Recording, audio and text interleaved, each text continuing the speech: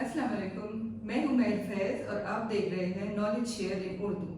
आज हम पढ़ेंगे एयर पोल्यूशन के बारे में। लास्ट लेक्चर में हमने पोल्यूशन को डिस्कस किया था डिफरेंट साइड से कि मतलब हमारे पास एयर पोल्यूशन है, लैंड पोल्यूशन है, वाटर पोल्यूशन, और अब हम सब वन बाय वन जो है हम डिस्कस करेंगे। अच्छा, एयर पोल्यूशन जो है वो ये है कि हमारे एयर में जब एक हार्मफुल कोई सब्सटेंस या पॉइजनस सब्सटेंस जो है वो एंटर होता है और हमारे एयर को अनफिट बनाता है फॉर ब्रीदिंग, तो उसको हम कहते हैं एयर पोल्यूशन। मेजर हमारे पास एयर पोल्यूटेंट्स जो है एयर में वो है carbon monoxide, nitrogen oxide, oxides of sulphur, ozone और वोल्केनिक ऐश या डस्ट पार्टिकल जो कि हमारे पास नेचुरल सोर्सेज से आते हैं। इसमें हम सबसे पहले जो है कार्बन मोनोऑक्साइड को डिस्कस करेंगे कि इसके सोर्सेज क्या है, इसके इफेक्ट्स क्या है।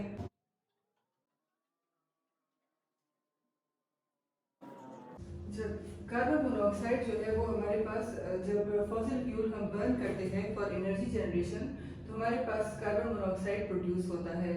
इसके इफेक्ट जो है कि अगर ये ज़्यादा कंसनट्रेशन में हो तब ये जो है ऑक्सीजन को रिप्लेस करते हैं हमारे ब्लड में, और हीमोग्लोबिन जो होता है हमारे ब्लड में उसके साथ ये बॉन्डिंग कर लेता है, जिसके वजह से हमें कंजेशन के इश्यूज होते हैं। अच्छा, इसके बाद जो है वो है नाइट्रोजन ऑक्साइड और oxides of nitrogen. Oxides of nitrogen जो है वो हमारे व्हीकल से जो स्मोक निकलती है, जो पोल्यूशन होती है, उससे ऑक्साइड्स ऑफ नाइट्रोजन जो है वो रिलीज होते हैं, एमिट होते हैं। तो हमारे नाइट्रोजन ऑक्साइड जो है और वोलेटाइल ऑर्गेनिक कंपाउंड्स ये in the presence of sunlight जब ये रिएक्शन करते हैं तो ये एक स्मॉग क्रिएट करते हैं। इस स्मॉग का कलर जो है वो येलोइश ब्राउन होता है और इसकी स्मेल जो है वो स्वीट होती है। तो इससे हम जो है फोटोकेमिकल स्मॉग बनता है।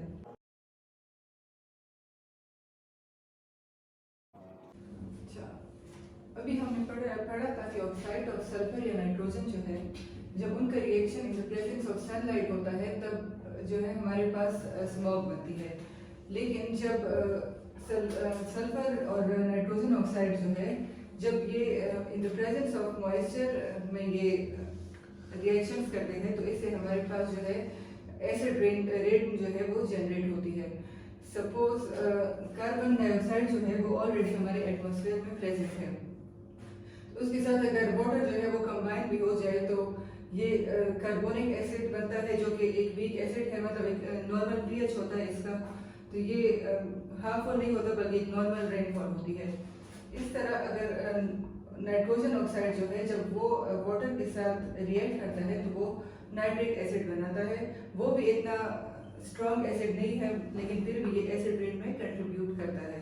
इसी तरह अगर ऑक्साइड्स ऑफ सल्फर और वाटर जो है जब वो रिएक्ट करते हैं तो हमारे पास सल्फ्यूरिक एसिड बनता है जो बहुत स्ट्रॉन्ग एसिड है। इससे एसिड रेन जो है वो जनरेट होती है।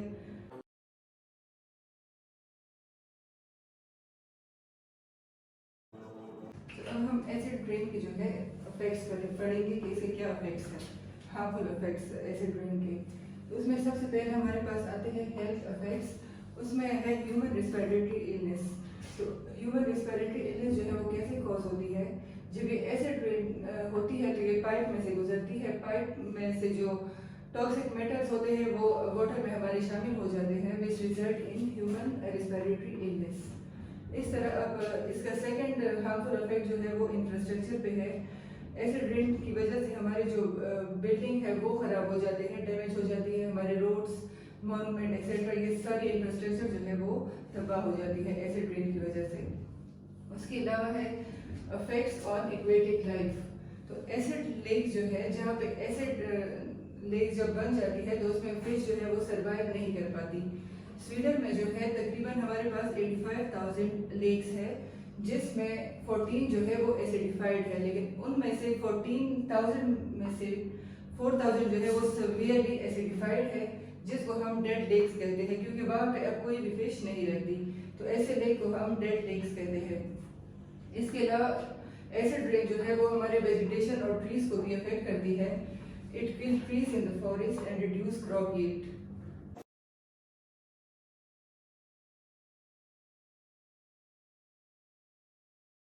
अब हम पढ़ेंगे ग्राउंड ग्राउंड लेवल ओजोन।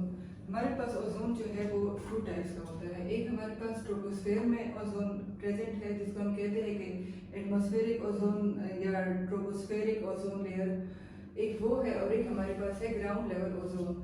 जो ग्राउंड लेवल ओजोन जो है इसको हम सेकेंडरी पोल्यूटेंट जो है कंसीडर करते हैं।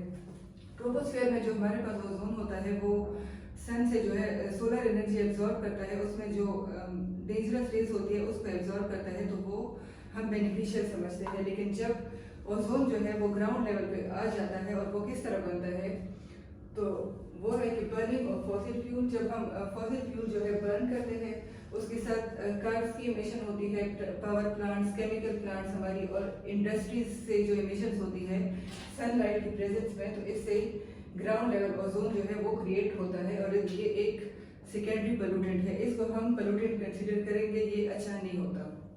अब इसकी हेल्थ इफेक्ट्स क्या है? इसकी हेल्थ इफेक्ट जो है इसमें वो एक तो होता है चेस्ट पेन, कफिंग स्टार्ट हो जाती है जब ये प्रोड्यूस होता है ग्राउंड लेवल ओजोन, या लेवल जो है ज़्यादा हो जाता है इसके एटमॉस्फेयर में। इसके अलावा थ्रोट इरिटेशन जो है वो स्टार्ट हो जाती है। और उसके अलावा एक ये जो खतरनाक रेस्पिरेटरी डिजीज होती है जैसे एस्थमा या ब्रोंकाइटिस, तो वो भी इसी ओजोन की वजह से होता है। अब इन्वायरमेंटल डैमेज में जो है ये लीव्स को डैमेज करता है, और इस तरह जब लीव डैमेज होते हैं तो क्रॉप की यील्ड जो है वो डिक्रीज हो जाती है, रिड्यूस हो जाती है। अच्छा, अभी जो है हमने डिस्कस किया है कि एयर पोल्यूशन क्या होता है, कौन कौन से पोल्यूटेंट्स होते हैं हमारे एयर में, प्राइमरी पोल्यूटेंट्स, सेकेंडरी पोल्यूटेंट्स कैसे बनते हैं।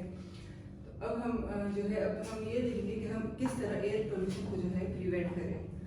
हम एयर पोल्यूशन को मतलब हम रिड्यूस कर सकते हैं, हम अपनी कोशिश कर सकते हैं।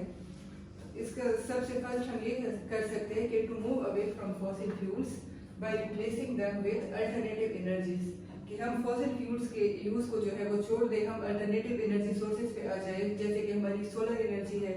आजकल लोग जो है सोलर पैनल्स लगाते हैं, तो इस तरह हम फॉसिल फ्यूल्स से छुटकारा पा सकते हैं। इसी तरह हम अगर जियोथर्मल एनर्जी यूज करें, और विंड जो कि नेचुरल टाइप ऑफ एनर्जी है, विंड एनर्जी, जियोथर्मल, सोलर, तो अगर हम इन पे शिफ्ट हो जाए तो हम अपनी तरफ से कोशिश कर सकते हैं कि हम एयर पोल्यूशन को जो है रिड्यूस कर सकें। सेकेंडली हम ये कर सकते हैं कि हम इलेक्ट्रिक व्हीकल्स पे शिफ्ट हो जाए। उसके अलावा हम पब्लिक ट्रांसपोर्ट ज़्यादा से ज़्यादा यूज़ करें, और कार पूलिंग सिस्टम जो है उसको इंट्रोड्यूस करें। कार पूलिंग सिस्टम ऐसा सिस्टम होता है कि जिसमें हम शेयर करते हैं मोबिलिटी को। अगर हमारे बच्चे जो है, हमारे नेबर्स के बच्चे भी एक स्कूल जा रहे हैं, हमारे बच्चे भी, तो बजाय कि हम 3-4 कार यूज़ करें, हम एक ही कार में अपने बच्चों को भेजें। अच्छा, अब थर्ड जो है वो है एनर्जी कंजर्वेशन। अब हम एनर्जी को किस तरह कंजर्व करें? हम अपनी एनर्जी को इस तरह कंजर्व कर सकते हैं कि हम रिस्पॉन्सिबल हैबिट्स जो है वो अडॉप्ट करें। अगर हम कमरे से निकले तो हम लाइट्स वगैरह ऑफ करें। उसके अलावा अगर हमें चाहिए कि हम एफिशिएंट डिवाइसेस यूज़ करें जिससे हमारी एनर्जी कंजम्पशन कम हो। फॉर एग्जांपल आजकल जो है एनर्जी सेवर्स आ गए हैं। पहले लोग विंडो एसी जो है वो यूज़ करते थे, उसके बाद स्प्लिट्स आ गए, अब इन्वर्टर। तो इस तरह हम अपने एयर पोल्यूशन को रिड्यूस कर सकते हैं। आज हमारी क्लास यहाँ पे एंड होती है।